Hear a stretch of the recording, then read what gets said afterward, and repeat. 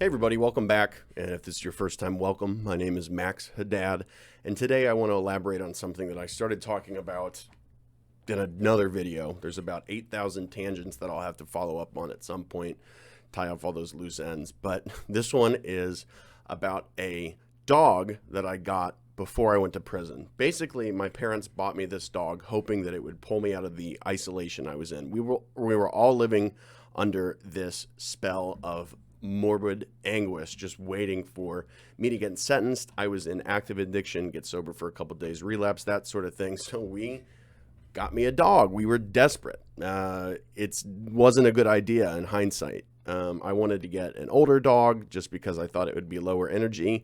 And the truth is, the only thing I should have been worrying about was staying as healthy as I could before I went in. I'll be honest, I don't even like to think about this period of my life. I've mentioned it, I think, a bunch of times at this point, but it is so gross. I can still feel how awful it felt to just, you're waiting, you've like dead man walking before you get sentenced. It's scary, and it's not as bad as you think it's going to be. It's awful, but we're all stronger, I think, than we believe we are, and that's something I found out going in. It's something to keep in mind when you're not feeling great, but I hadn't learned that lesson yet, so waiting to be incarcerated was nightmarish. It really, really was.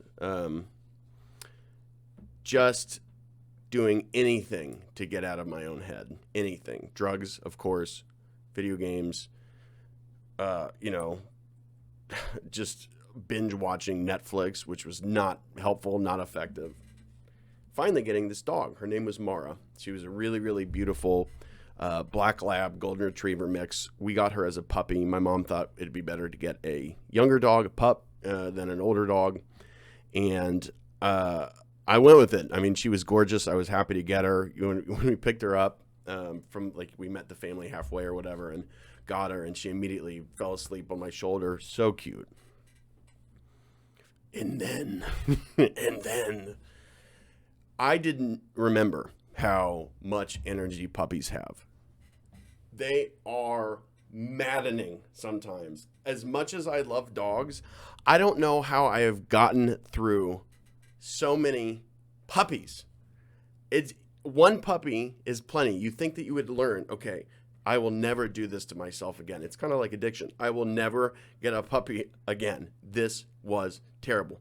Chewing everything, chasing, terrorizing the other dogs, impossible to walk because it's pulling, running everywhere, barking constantly, never sleeps, accidents in the house, and then it grows up and you're like, oh, what a wonderful dog you've become. You know, we should really get a puppy. We should really get a puppy. Kind of like addiction. I'll never do this to myself again.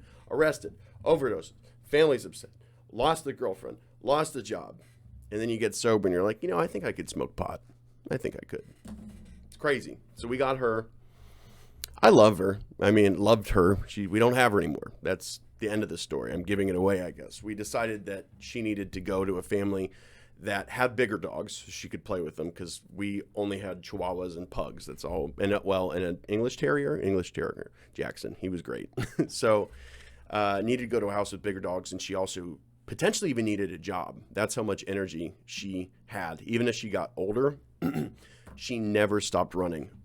My parents were taking her, and this is after I was incarcerated, taking her to the dog park once, sometimes twice a day, taking her to doggy daycare for 7-8 hours at a time, where all she did was play with other dogs. All she did was run around, wrestle, play tug, go to the dog park, sprint. That's it. She'd take a 20-minute nap, and she's up doing it again at our house, terrorizing the Chihuahuas, the pugs. They hated it. They hated her. She never became one of the pack, really, because she was just too big, too much energy. It was nuts. Now, I will say that this dog, for me, shamefully, maybe not shamefully, but I'm embarrassed to say, quickly became a burden that I could not take care of. I couldn't take care of myself. I couldn't even eat and sleep correctly, let alone stay sober, So she was too much. She fell on my parents to take care of. Dad is 78, mom is 67, something like that. And a cat would be too much for them. And they've got 7, like I said, but very well behaved dogs and cats. She had too much energy. They couldn't keep up with it, which is why we eventually decided to give her up. But for me at the time, before going in, I stopped taking care of her. She was fine. She was great, well fed, she was good. I'm not saying she was abandoned, abused, that sort of thing. But I was so concerned with self. I was so into my own abyss that I had fallen. I could not lift my head out of it to see that here's this beautiful, gorgeous little pup that at least until you go in, you could spend some time with. I'm making it sound worse than it is. I must feel guiltier than I knew I did. But, I mean, I remember it was winter and she was running in the snow and I was just happy to see her do it. It was making me real happy. But the plan was get her and hopefully I'll stop drinking, because that's what I was doing at the time when I didn't have money for what I wanted. I would drink. And my parents would buy it for me. I was of age. It wasn't like I wasn't, but I had nothing, no money. And I know that might sound crazy to a lot of you. Why would your parents buy you alcohol? And the truth is, I think we were all just doing the best we could to get me to not rob another pharmacy, if I'm being honest. Not break into a house, not kill myself, not die from an overdose. So as gross, disgusting, and bad for me as it was, I think we were doing the best we could. So, the plan was get this dog, he'll stop. And the same night we got her, I asked my dad if he'd buy me a 6-pack, which is nothing for me. I think I was delusional. Like, yeah, I'll just get a 6-pack. Now that I got the dog, I can drink less, but I'll still drink. It's stupid. Addiction is a crazy thing. I would take her walking around the block. She was the worst walker ever. I know some of you have pets, and some dogs are good-headed, some dogs are not. They can be trained. We took her to get trained at PetSmart. There was nothing that could be done. We tried. The trainer tried. It would have taken 10 years of diligence to get this dog to listen to us. Somebody better qualified probably could. And after the 10 years, she would have been an elderly dog. So, fast forward, I'm in prison. And I am slowly and tactfully and lovingly cutting ties with people on the outside, parents, girlfriend, that sort of thing, asking them to stop visiting, not calling as much. And it was because, like I've said before, it felt like I was running a race. And when I spoke with them, whether in visit or over the phone, it felt like I was no longer running, but I was standing at the side of this marathon and chatting with them. So it wasn't out of spite or I don't need you guys. It wasn't like that at all. It was just I needed to focus on what I was doing. But I called, and my mom told me that they had decided to get rid of Mara. Again, this beautiful dog that even though I wasn't in a good place before, she still symbolized for me life, not in prison. And they made the right choice. And to be honest, I knew even at the time they made the right choice. I didn't get mad. I'm sure I was very sad, but I didn't even let them know. That was something that happened 3, 4, maybe 5 times over the phone while I was down, is call somebody, they've got terrible news, and I just acknowledge it, get off the phone very quickly, and go about my day and just suppress it. Because I've said it, you can't really cry in prison unless you want to go into the shower by yourself and have, shed some tears. It's just not a safe thing to do. And it's not even so much that as it just feels bad. You don't feel good doing it. Not that crying feels great. It is therapeutic, I think. But it's one of those things where it's like having a breakdown in front of the boss at work. Nobody wants to do that. It's sort of like that in prison. Nobody wants to show that sort of insecurity, instability, and weakness in front of these people. So we give the dog to a wonderful family who has continued to take great care of her, send us pictures and stuff.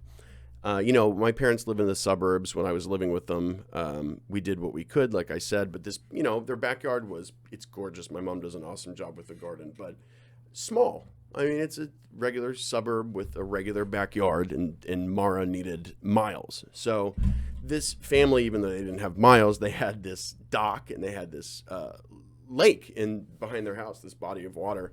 And they sent my parents this video of her like playing with their other dog, like lovingly, not stepping on its toes and making it angry and making it feel like it was going to get eaten alive, playing with it, and then running. They threw something, I think, and she runs and to play fetch, jumps into the water and swims back, and she was so happy. So when I got that news, because I'd spent a couple weeks feeling sad but not being able to share it with anybody about giving Mara away, this dog that, though I didn't take good care of her, symbolized life with my family, and got the news that they had received this video.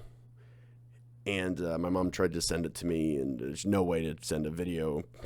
On the computer systems you can order food at in the prison, there's potential to send videos, but it's a nightmare. But just knowing that they had received this, that Mara was happy somewhere, gave me peace. It was the same reason I told my parents, please be good to each other, in the first panicked letter that I sent from RDC.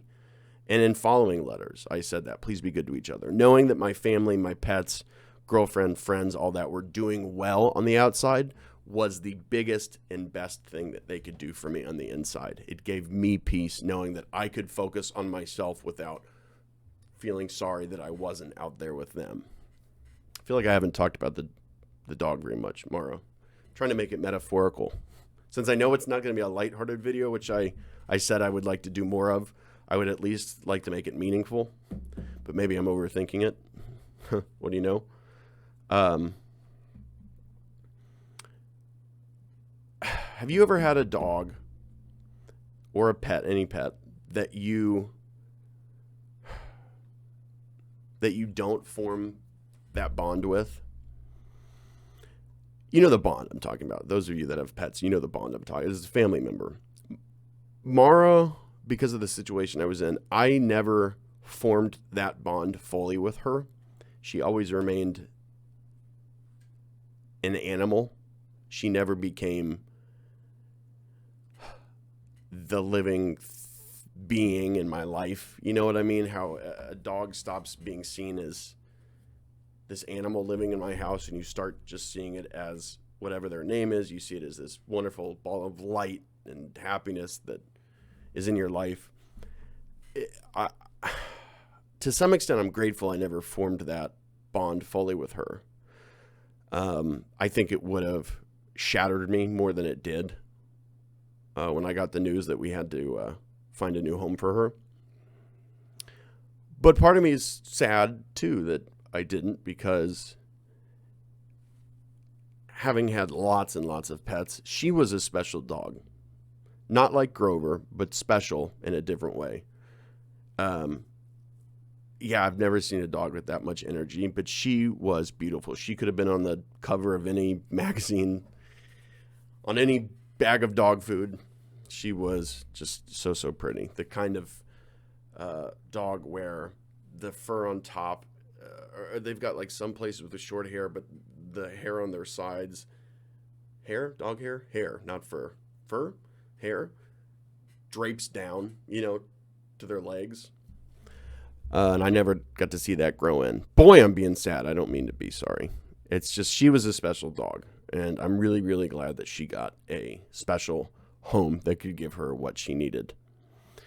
And, I don't know if I've said this before, but one of the worst things about prison, what really gets you, it's not the anxiety, it's not the danger, it's not the hunger, it's not the boredom.